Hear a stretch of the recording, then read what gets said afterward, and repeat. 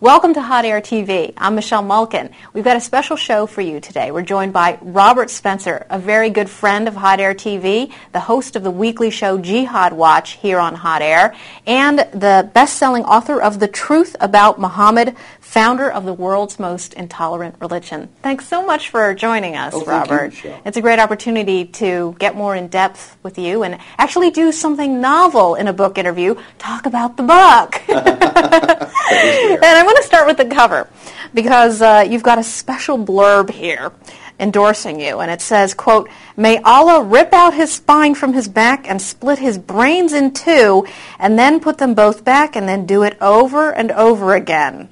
That's one special thumbs up. Who wrote that, and what was the context of that? That appeared at an Islamic bulletin board on the web, revivingislam.com, which I don't believe exists anymore. Mm-hmm. And they were writing about various things that I had posted from their site, and they didn't like the attention. And so this was one of the things that they posted about me. They also noted that I was already on a hit list. But Allah hasn't ripped the spine from my back yet, and so I'm still at it. And thank God for that. You get these kinds of attacks almost on a daily basis, running Yes. the Jihad Watch website and writing the books that you do. Why write the truth about Muhammad? Well, actually, it took me a long time to decide to write this book.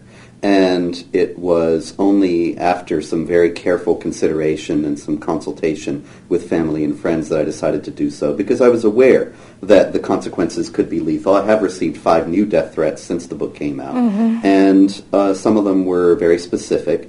And so it wasn't as if I wasn't aware of the risks. But I don't want to live in a country where we give in to violent intimidation and decline to discuss things that I think are important to bring into the public discourse. And I didn't want to give in to that violent intimidation myself.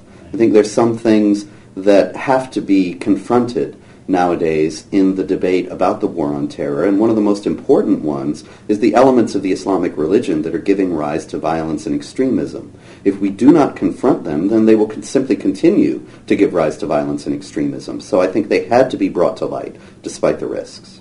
In your introduction, you mentioned the Muhammad cartoons and how that played into your thinking about writing about this book. And for a lot of people who haven't been awakened yet to the truths that you've told in your past books and in this one, that was a real defining moment, the reaction to the cartoons. And do you think we've made progress since that episode, or has there been a backsliding? In a funny way, there's a step forward and a step back in all these things, in the cartoon controversy and the controversy over the Pope's remarks, in several other incidents recently.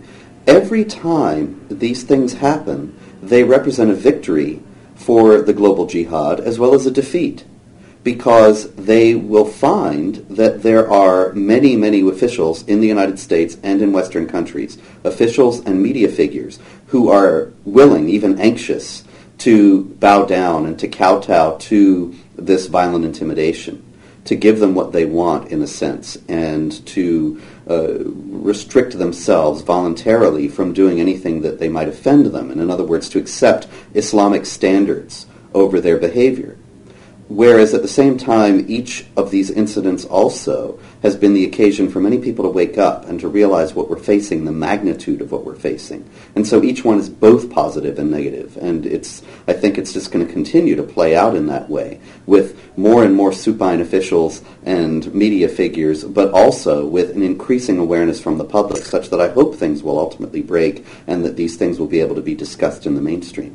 Speaking of supine, we are spoon-fed, not just from the left and not just from the grievance mongers of CARE and these other Muslim advocacy groups, but also from the right, from the White House, from the very top, spoon-fed this idea that A, Islam is a religion of peace, and B, the Prophet Muhammad, even saying that, it's a staple of every newspaper's coverage of Muhammad to say that he is a model of peace and pacifism in this religion of peace. Why are people so willing to accept that and be so incredibly incurious about the truth about Muhammad. I think people are anxious to accept it because it's comforting. Because if they assume that there is a benign core at the heart of Islam, then ultimately these things will be all right. Then we can assume that people within the Islamic community will reassert the core values of Islam and stamp out the so-called extremists. And that is something that I think goes very well and very easily coalesces with American pluralist and multiculturalist assumptions about, and relativist assumptions about all religions being basically equal in both in their capacity to inspire good and their capacity to inspire evil. And the case is so often made. I mean, whenever I speak about these things for years now, and I speak about the elements of Islam that are giving rise to violence, the first reaction people have is to start talking about Christianity, which is ultimately irrelevant. Christianity could be the most evil thing on the planet, and it wouldn't tell us anything, one way or the other, about the elements of Islam that are inspiring violence today, and the global jihad movement that is operating according to the principles of Islam. And so, for Karen Armstrong to compare Muhammad to Gandhi, which she does and has done on repeated occasions, is just pure fantasy. And the most outlandish fantasy, really, if anybody looks at the truth about Muhammad.